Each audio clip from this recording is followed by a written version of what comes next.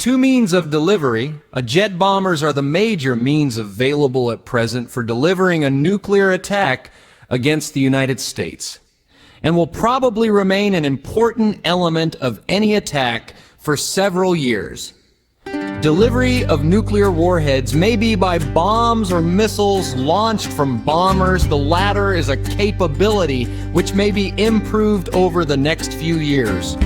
The intercontinental ballistic missiles with high-yield nuclear warheads are likely to assume a major role in any attack on the United States in the near future. The capabilities of launching short-range guided missiles and eventually medium-range ballistic missiles from submarines toward United States land targets will probably be increased as a system for use in conjunction with land-based missile or bomber attack on the United States.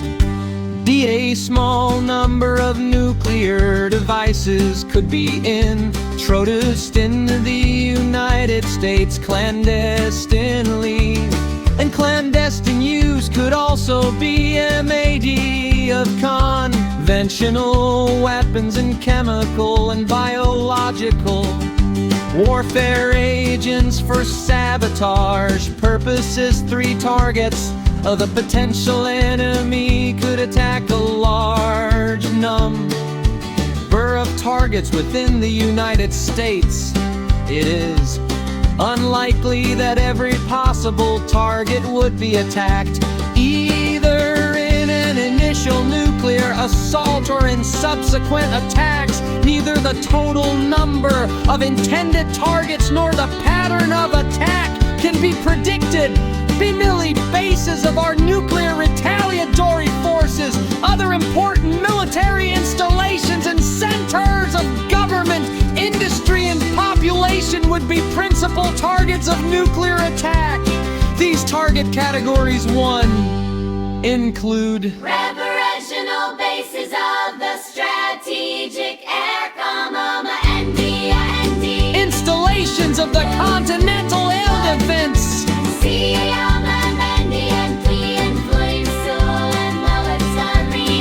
with major servicing and maintenance facilities and target surface runways at least 7,000 feet in length at mean sea level equivalent. Major military command and control headquarters such as the Pentagon and headquarters of the North American Air Defense Command, Strategic Air Command, Continental Army Command, and Naval Sea Frontiers, major harbors, naval bases, and military supply depots. Major military installations on which major RMUI and fleet marine forces are stationed. Standard metropolitan areas containing population concentrations of at least 150,000 inhabitants. Areas with high concentrations and industry, automobili commission production facilities, major dams, and major power. Identification of specific targets within these categories is the responsibility of the respective state civil defense authorities.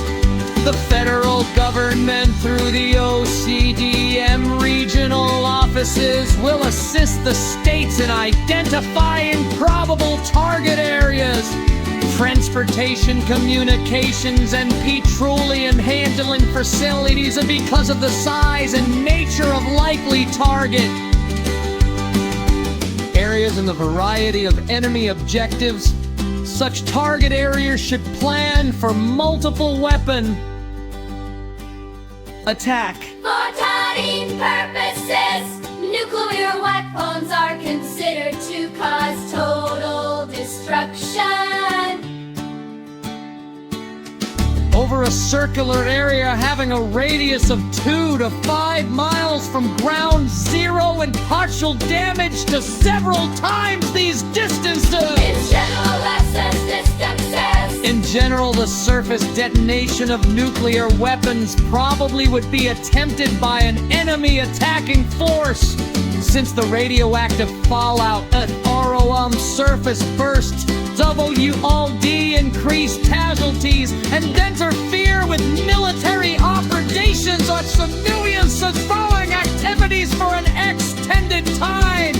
However, some air bursts would be likely for tactical military reasons and be cause of U.S. military defense and operations, ETHE, destruction or malfunction of ENEN. The bombers and missiles could result in random detonation of nuclear weapons in non-threatened areas.